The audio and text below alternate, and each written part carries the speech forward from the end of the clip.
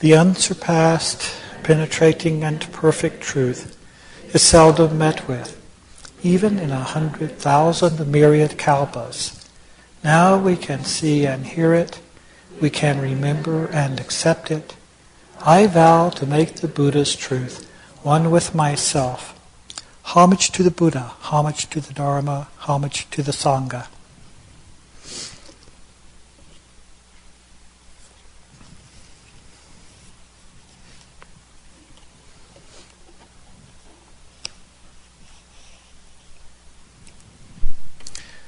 So here we are at day 4. Everyone's still here. Got up a little later today. Hopefully that gives your mind a bit more freshness. Help us finish out the retreat. I want to start today with picking up where we were yesterday and then connect some dots, as I call it. And then we move on into every minute meditation and the practice of daily life and see some of the ways that Dogen offers us to practice in daily life.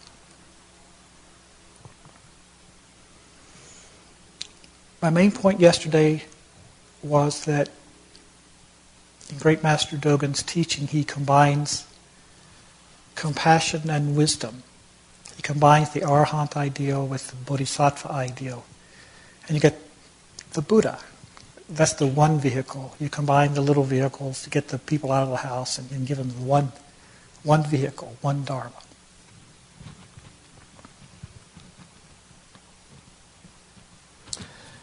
It's said that compassion and Mahayana are the pillars of Mahayana Buddhism. D.T. Suzuki said that. I don't know if it's original with him. But unless we have some way to practice that, those pillars are just hunks of cold stone. It's our meditation practice that activates those, that make them live. This is what Dogen found in China. He had read all the scriptures at least once, if not many, if not more times. He had it all in his head. He had all the words and ideas and theories and da-da-da-da-da-da. But he hadn't found the way to practice. At least, that worked for him. What is it that makes the pillars come to life? Well, as I said, it's our practice. And it's not just our seated formal meditation, but it's our taking that into daily life and everything else we do. Every minute meditation.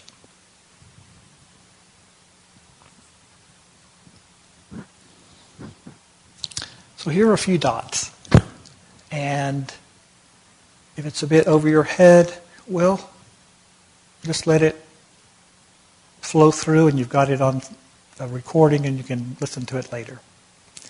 Something that a couple of people asked me to talk about, so I know there's some interest. And I don't know that it tends to edification. I don't know that it tends to liberation. But I'll offer it, something that how my mind works and something I can offer. And we might have no interest at all in this because we're different. This combination of wisdom and compassion is not unique to Dogen.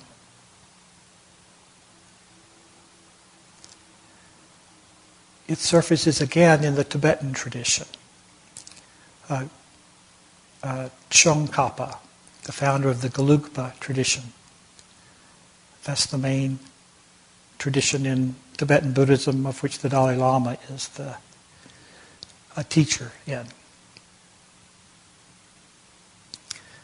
Tsongkhapa is considered the greatest commentator in the history of Buddhism. He wrote over 10,000 pages, comments on the scriptures. I came across a little book a few years back that boils it all down to 14 verses. That's called the Three Principal Paths. It's down to three things. And what are they? One is the Buddha-seeking mind, the Bodhisattva mind, compassion. The second is what he calls correct view. And that's the correct view of how emptiness and interdependence work together. And the third thing is what he calls renunciation. That renunciation can be a scary word for some of us. However, when you sit down to meditate, you're renouncing. Every time you let go, you're renouncing. You're letting go of something in order to realize something greater.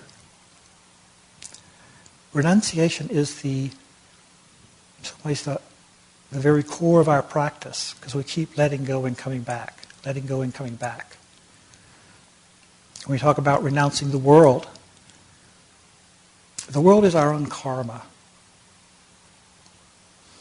And in one discord, Dogen talks about, there's white-clothed laymen who have realized the Dharma.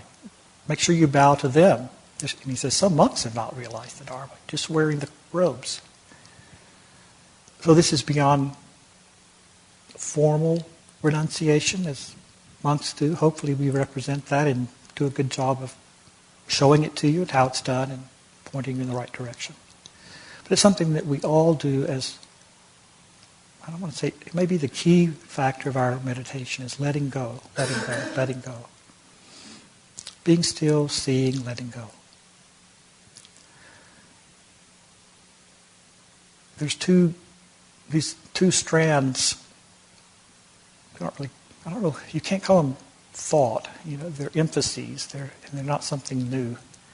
Something that developed out of the teachings of the Buddha.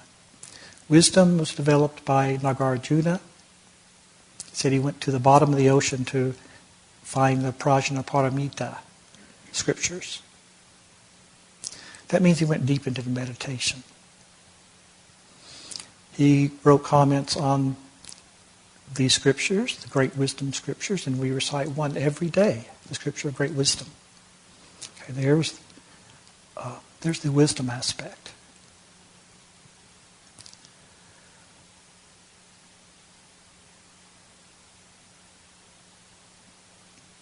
Then you have a few generations later, this is another one of our ancestors. You had Vasubandhu. He and his brother are considered the founders of Yogacara. Again, it's really not a school, it's not a branch, it's more just an emphasis. It's more of people gravitating around a particular person because they find the teaching helpful.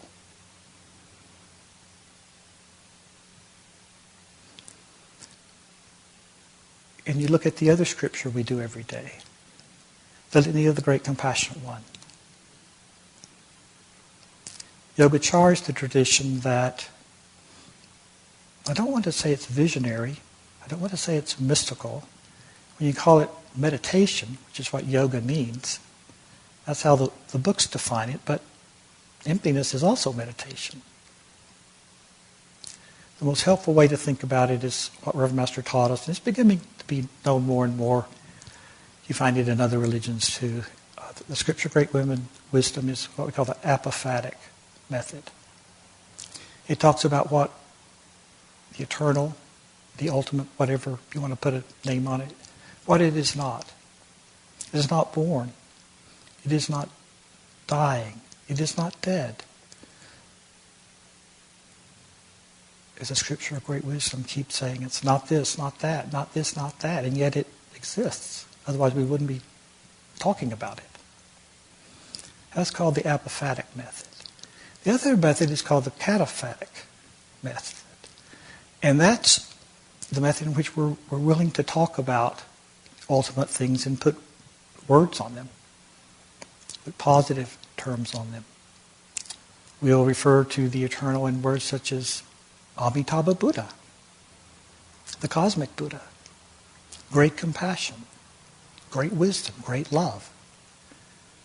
we're willing to say what it is with the recognition that this is not all there is. And if we go too far in that direction, well, you have the other end, the wisdom teachings on emptiness, pulls us back to the center so that we don't end up at the extreme on either end, which is misunderstanding. So we combine the wisdom and the compassion. We do scriptures every day that bring out those emphases. Again, in the Tibetan tradition, these are two of their greatest. They're the two greatest Indian sources of their religion. You have Nagarjuna, attributed to the Madhyamika school, the emptiness school. You have Vasubandhu, who's in the Yogacara school. And you find these interacting throughout the history of Buddhism. Interacting in dialogue with each other, trying to find that balance, trying to find what's really helpful. And these are just words and ideas and so forth if we don't practice and make them real. We can know emptiness. And emptiness is not empty. Yet it is so profound, we can't put a word on it. And out of compassion for us, there's another way of looking at it, where we use many words, but again we recognize that no one word is correct. That's the compassion side. Out of that comes kind of the devotional side of our practice. So these are continually interacting. Traditionally they're called the father and the mother. The wisdom is the father. Wisdom is the mother. Compassion is the father. Okay, you bring them together to create a baby Buddha. That's each of us. We have the Buddha nature already. The embryo has the Buddha nature from the very moment it's conceived. And it grows into a baby Buddha. And hopefully it grows into an adult Buddha. And that's our job, is to raise and nourish that child.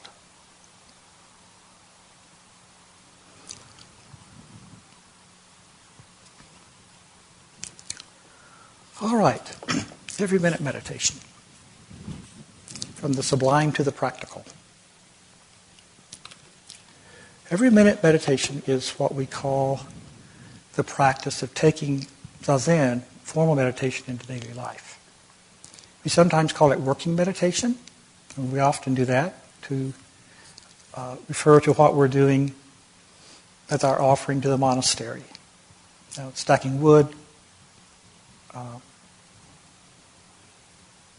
sweeping the cloister, helping in the library, whatever it is we're doing that we're offering as the activity.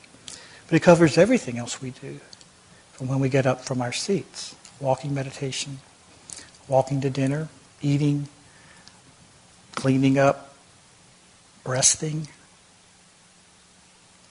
How do you find a word for that?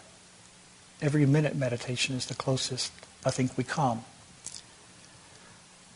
This is the great contribution of the Chan tradition in China to if you will, the history of Buddhism. The monks found themselves being persecuted, so they went to the hills.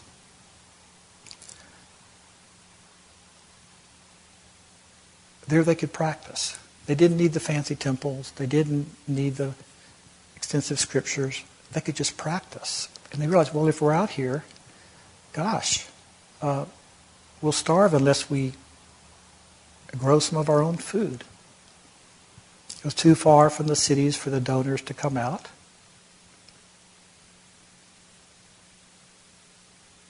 There was an emphasis on self-reliance.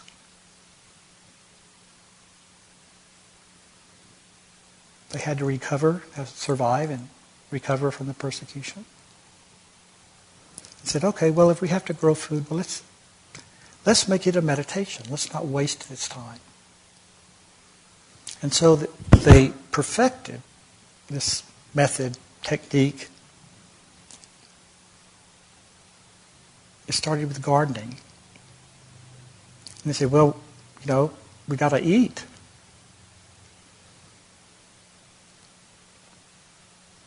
Well, let's make cooking a meditation.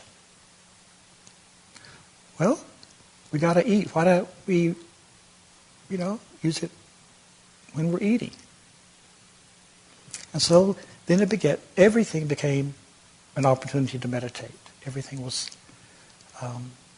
the opportunity to sit still, be bright.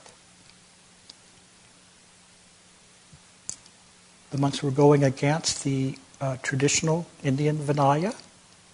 Cooking and growing things was forbidden, or at least prescribed.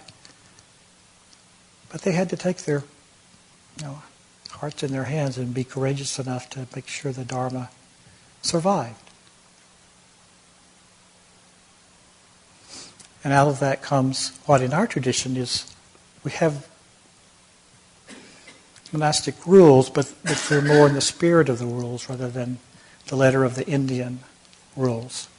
Hyakujo, who is credited with writing the first code of rules for Zen monasteries, he said, I'm not denying something old. I'm not creating something new. I'm trying to get at what the Buddha was pointing at. And we still have lots of rules. But the emphasis is on the practice, on the meditation, and the practice. And the rules just remind us of some of the possibilities where we can go astray.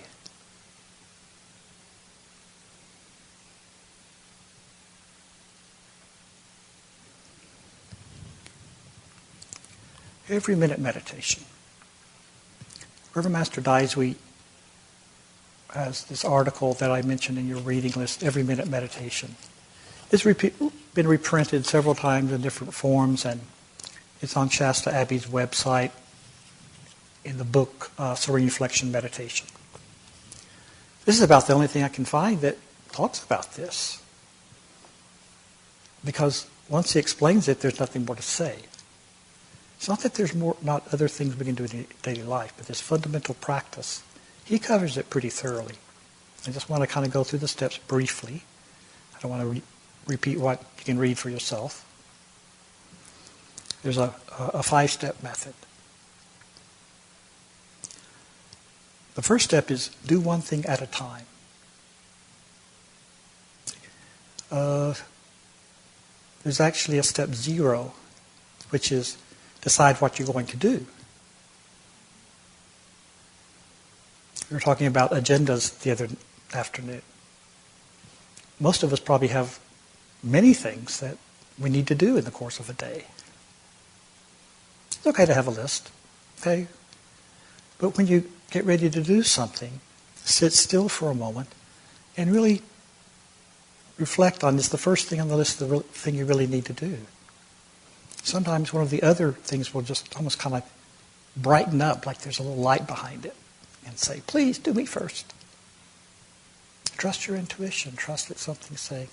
There's something important about doing number 7 on the list first. If you pause for a moment, you may also remember something important that you had forgotten. I found this happening. I find this happening all the time. Your mind wants you to remember that you forgot to lock the door. You forgot to turn the heat on the oven down 100 degrees to finish the baking of lunch. All sorts of things. But if you pause for just a moment, the mind that wants to help you has a chance to get a word in edgewise. So we don't just run from thing to thing on our list. We pause for a moment. Another thing can happen is you can remember something that you had forgotten. It wasn't a particular thing, but you remember, oh yeah, my best friend's mother died. I should give her a call and just express my sympathy. And you do that, then, you do that one thing. That's step one. Step two is pay attention to what you're doing. Now that sounds simplistic, perhaps, but I think we all know this is where the rubber hits the road. Okay, we have to kind of keep pulling our attention back. And that's step three. When your mind wanders to something else, bring it back. Exactly what you do in seated meditation. And step four is repeat step number 3 a few 100,000 times. A minimum. We have to just keep doing it. We're training our mind. We're teaching our mind to serve us well and fulfill its purpose. In some ways, the mind is just an incredible computer. But it's not always very good at making the decisions. It throws up the information. It throws up the possibilities. Are we giving our heart a chance to consider those possibilities and see what is truly good to do in this moment?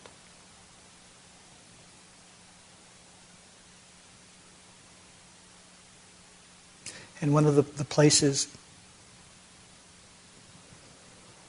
the things that come into this, again, kind of coming back to the diagram, we come back to that second tier, where the precepts are.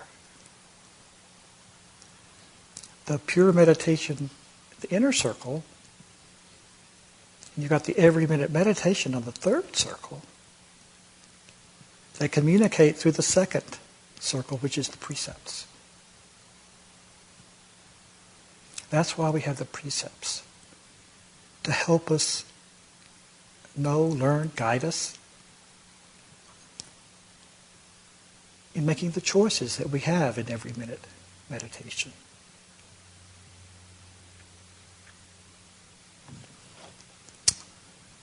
Step 5 is, if your mind keeps wandering to the same thing over and over, stop for a minute.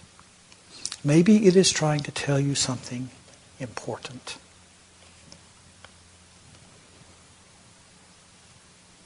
Again, if something keeps nagging, your mind's trying to tell you something important. It might be an insight into your practice.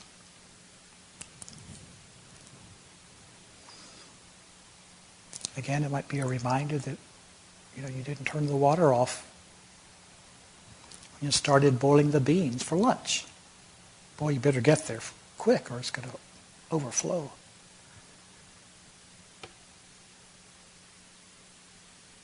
We can trust our minds to help us.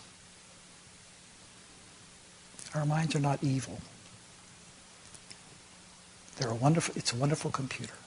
What we do without it. And it's the discriminatory mind that is transformed, is converted into the Buddha mind. The Buddha mind and our everyday mind are no different.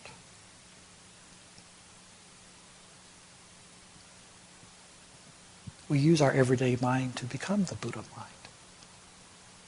Sometimes we talk about it as the difference between discriminatory thought and wise discernment. Okay. From discrimination to discernment. We still have to look. We still have to act. But we're trying to discern rather than judge the situation from the point of duality of me and other, what is good, what is bad. All these habits of looking that we've grown up with. All these habits of judging. Is it true? Is it true or is it false?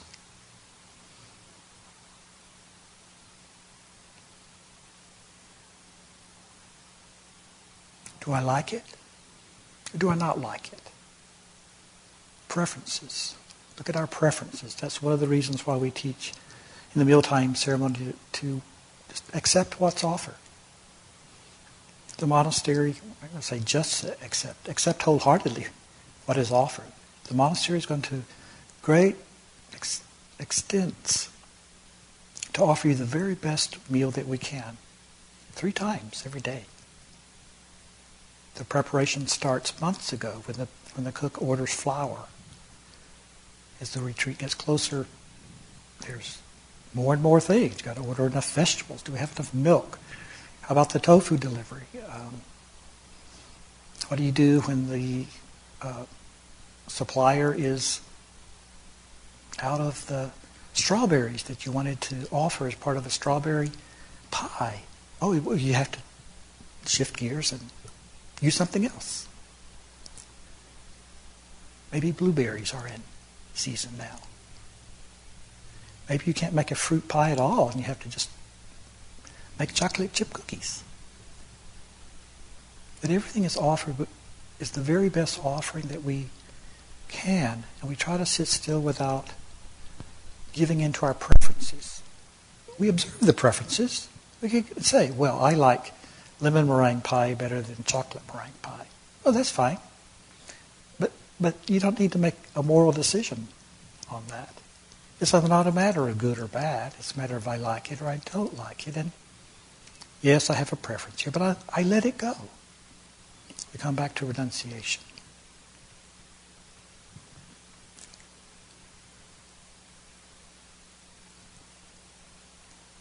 Two other bits on every minute meditation. One is that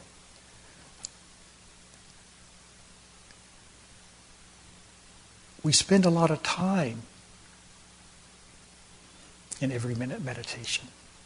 You come to the monastery, there's usually 2 work periods, if not 3. It's a central part of our practice.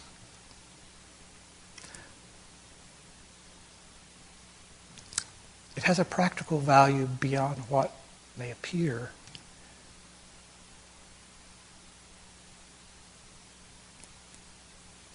Often when we're doing working meditation and working with other people, that's when our karma arises. Karma that creates suffering, is usually committed in a relationship in some way to another person, to another thing. When we meditate, we can begin to feel the consequences of that. And in order to convert it, if you have to go into the same situation and make a different choice. So just as karma is created in the context of people, of the Sangha, it has to be cleaned up in the same place. Now some happens in formal meditation, of course. But our particular way of doing that is engaging the body as well as the mind.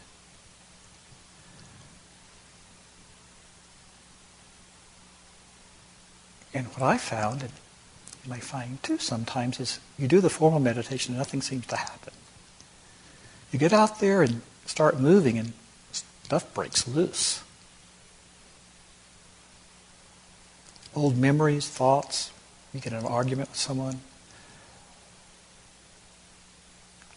Painful childhood memories. The working meditation kind of shakes this stuff loose because we're training with body and mind. And if you want to spend an evening on futile philosophy, you can think about where is karma located.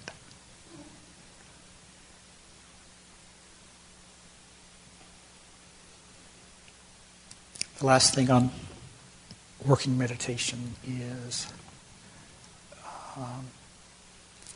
Dogen was a poet, had a very high aesthetic sensitivity. He brings that mind, the poetic mind, the mind of beauty, to everything that he does and everything that he teaches, whether it's having a mealtime ceremony, whether it's taking out the compost. Is that mind of gratitude, respect, reverence?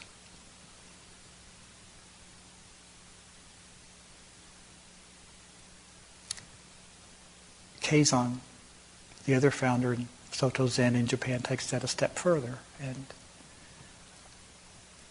But he builds on what Dogen has taught. The ceremonies that we do, sometimes it's said that Keizan added all these ceremonies. Well, we know that's not completely true, because we have records of Dogen doing ceremonies, memorials for his teacher, for his mother, for the Buddha's enlightenment, many of the festivals that we do to today. But we bring that every minute meditation, that valuing of each moment, to everything that we do. So, let's look at what Dogen is saying in Doshin.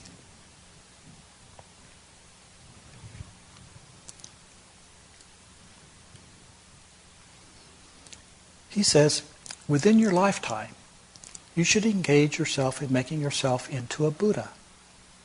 And in cultivating Buddhahood, you should offer the Buddha 3 sorts of alms.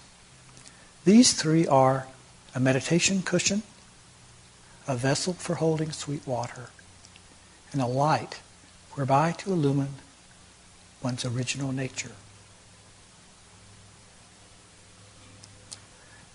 It was a conventional practice of the day, and still is in some Buddhist countries, for particularly the laity to make offerings to create or sponsor the making of a Buddha statue.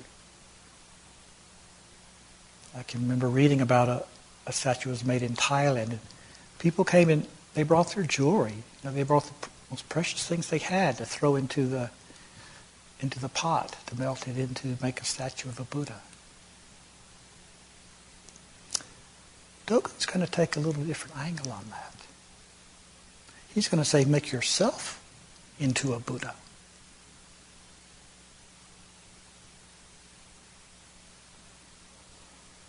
And the three things he recommends offering are the three things that can help us do that. What do we offer? We offer a meditation cushion. This is our body. A vessel for sweet water. This is our minds. This is the fountain. This is the water of the Spirit. This is bringing our intention to the fountain. And lastly, he recommends a light. I would say that the vessel of sweet water is our minds, and the light is the willingness. We bring that to meditation. That's the bodhicitta. That's what activates the fountain. That's what keeps it going. That's what enables us to see our original nature.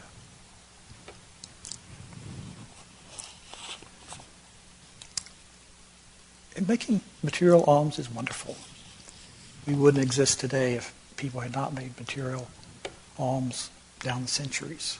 They're still necessary. They're wonderful. They create great merit. And it's just within every minute meditation. Dogen is saying, yeah, you can do those things, but there's a spiritual purpose that goes beyond that. Make yourself into a Buddha. Then he says, also during your lifetime, you should make a copy of the Lotus Scripture. You should reverently write it down and make a copy of it for you to retain.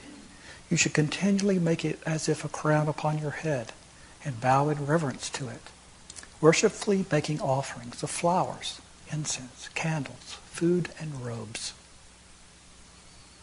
Gosh, he told us to become a Buddha. Now he's telling us to copy scriptures. That's a very traditional way of learning scriptures and creating merit. People would get together and they would write out scriptures together, sometimes.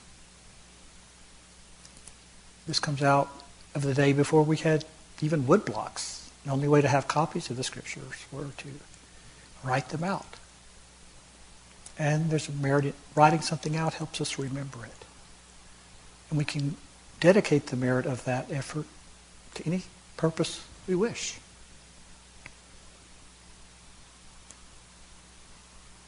And here's the Lotus Scripture. Well, we know Dogen has high regards for the Lotus Scripture.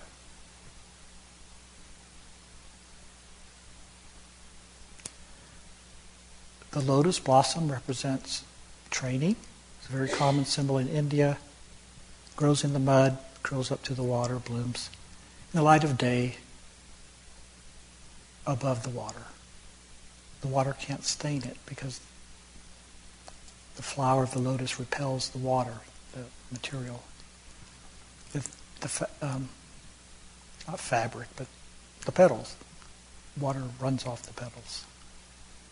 They're exquisitely beautiful and smell wonderful. So that's one part of what he's talking about. There's another part that I'll just mention briefly.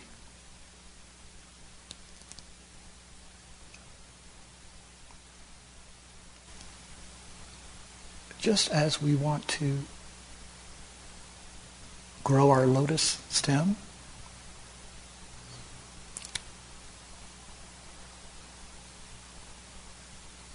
make the best use of that root, dirt, our karma.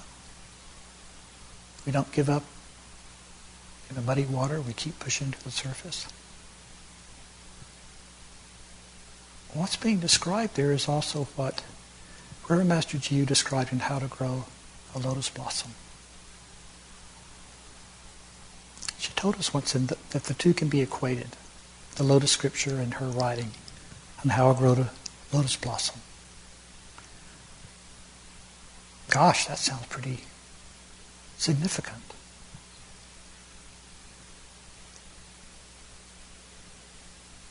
Something to consider. I'll leave it there.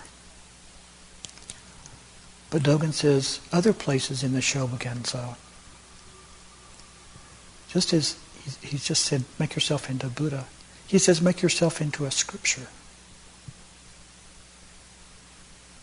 Make yourself into a living lotus blossom that shows the truth. We all have that potential. Monks, lay. Dogen says, bow to animals if they're teaching the truth.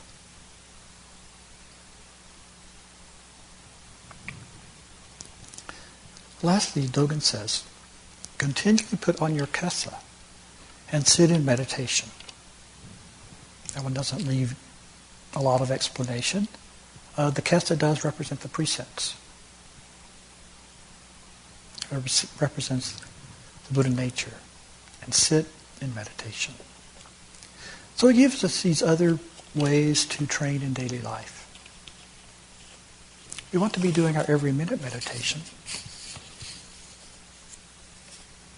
And in doing that, that's how we can combine wisdom and compassion. We cleanse our karma at the same time as we're benefiting beings. And we want to make sure that what we're doing actually benefits sentient beings. Is it a worthwhile thing to do? And then do it wholeheartedly, with love, gratitude, respect, attention to detail. Make it the very best offering that we can. That's what Dogen's talking about in these other things he recommends is make the best offering that you can. Do the very best that you can. That's something Reverend Master Jiyu would say over and over and over again. Do the best you can. That doesn't mean do it perfectly. It doesn't mean to shrug it off and say, I did the best I could. But do the very best that you can.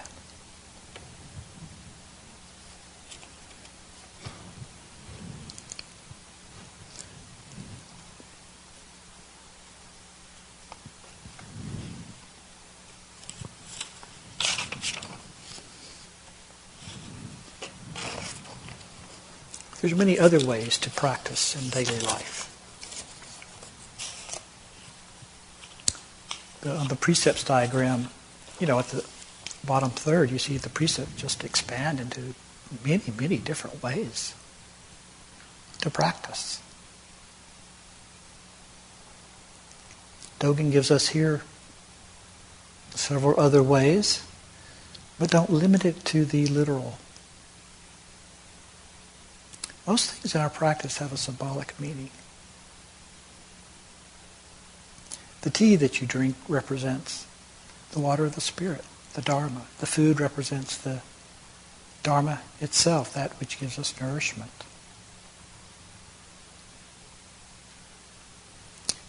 The kesa represents the precepts.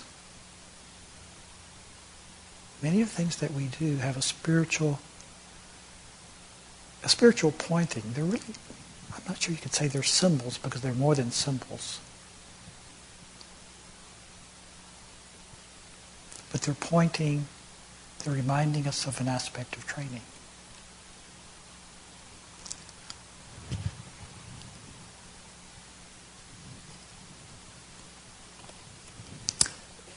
I'll close this with one other little comment. Again, as I said, this seems to have been this was a great contribution of Chinese Chan Buddhism to the history of Buddhism. And it seems to be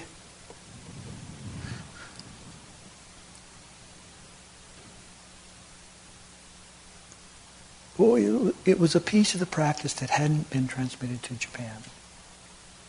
Because Dogen studied Rinzai Zen for 7 years, and he gets to China and he sees the old cook, and he invites the cook to spend the night, and he says, "Oh, so can't somebody else cook the mushrooms?" Or the cook says, "Oh, I have to get back. This is my training." And Dogen says, well, surely someone else can do the cooking. Why do you have to do the cooking? Can't you just do zazen? Can't you meditate? And why aren't you just sitting in meditation? And the old cook says, "My dear friend, you know nothing at all about Buddhism. Come look me up when you travel around, and I'll explain it further."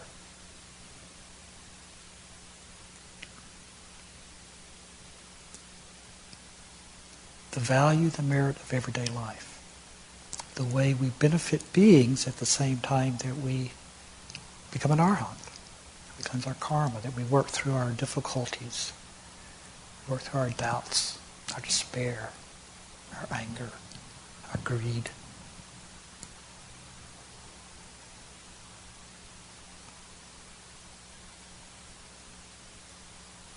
This is really important.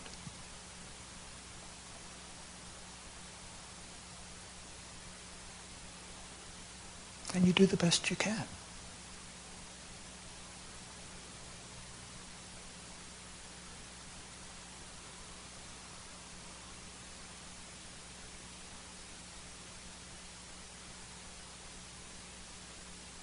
No matter how incapacitated we become, we can do something. We can lift a stick of incense. We perhaps can make gasho.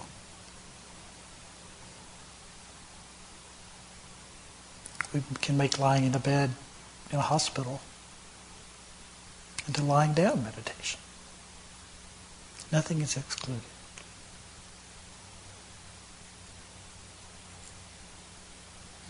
So I'll stop there for today, and tomorrow we'll go on to Shoji, Life and Death.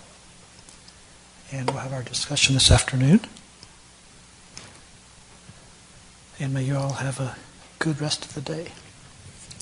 To our homages, closing homages. Homage to all of the Buddhas in all worlds. Homage to all of the Bodhisattvas in all worlds. Homage to the scripture of great wisdom.